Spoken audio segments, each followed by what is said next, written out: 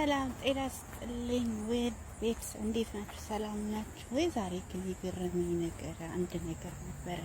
ጠዋት እነ ዳንኤል ይልማ ቤት እየተከራከሩ ነበርና የወንጌል አማኝና ኦርቶዶክሳውያን ማለት ክርስቲያኖችና ኦርቶዶክሶች ሲከራከሩ ምን ሲሉ ሰማሁ። በጣም በቃ ያዘንኩበት ማለት ነው። ምን ይላል የወንጌል አማኞቹ እነ ዳንኤል ኢየሱስ ያድናል፣ እምነት ብቻውን ያድናል፣ ስራ አያድንም ብለው መጽሐፍ አለ፣ የኦርቶዶክሳውያን መጽሐፍ አለና እሱ ላይ ድሮ እንደዚህ ብላችሁ ብላ ቤተክርስቲያኗ ጽፋ ነበር። ዛሬ ግን አስተማሪዎቻችሁና ምዕመናኑ በእምነት አይዳንም፣ ሚዳነው ስራ ሲደመር የሆነ ነገር ተጨማምሮ ብላችሁ ከየት አምጥታችሁ ነው የሚል ጥያቄ ነበረ ይቆይ ነበረ። ከዛ እኔ ለመስማት በቃ በጣም ጓጓሁኝ። እንዴ ከእምነት ውጪ ምን ሊያድን ይችላል? ስራ ያድናል ብለው ያምናሉ ብዬ ስላላሰብ በጣም በቃ ኤክሳይትድ ሆኜ እየጠበቅኩኝ ያለ ምን ቢል ጥሩ ነው ማለት ኦርቶዶክስ ነው። አይ ስራ እምነት ብቻውን አያድንም። በኢየሱስ ስም ኢየሱስ ያላዳነ እንዴት ስራ ሊያድን ይችላል? ኧረ ተው ግን በጤናችሁ ነው። እኔ ሁሉም እንደዛ ያምናሉ ብዬ ለማለት ይቸግረኛል። በርግጥ ሁሉም እንደዛ ላያምኑ ይችላሉ።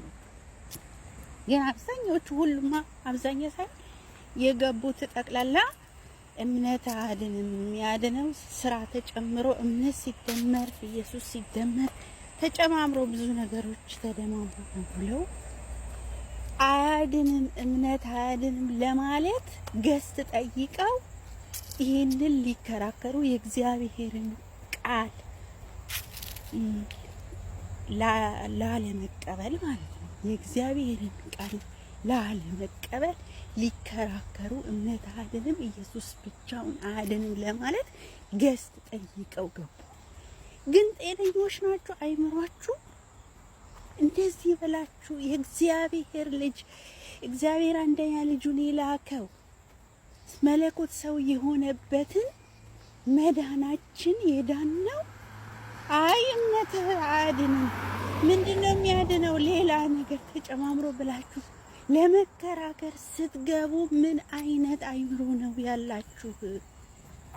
እንዴት ምን አይነት ጤነኛ ናችሁ ወይ? በመጀመሪያ እኔ እንደዚህ ብሎ ሊከራከር ገስ ጠይቆ በስነ ስርዓት እንዴ የእግዚአብሔር ቃል ትክክል አይደለም፣ እኔ ያልኩት ነው ትክክል ብለህ ልትከራከር ትገባለህ። የእግዚአብሔርን ቃል አይደለም ልትል የእግዚአብሔርን ቃል ልትቃወም ስትገባ ጤነኛ ነው ወይ? በመጀመሪያ አንተ ሰው ጤነኛ ነው?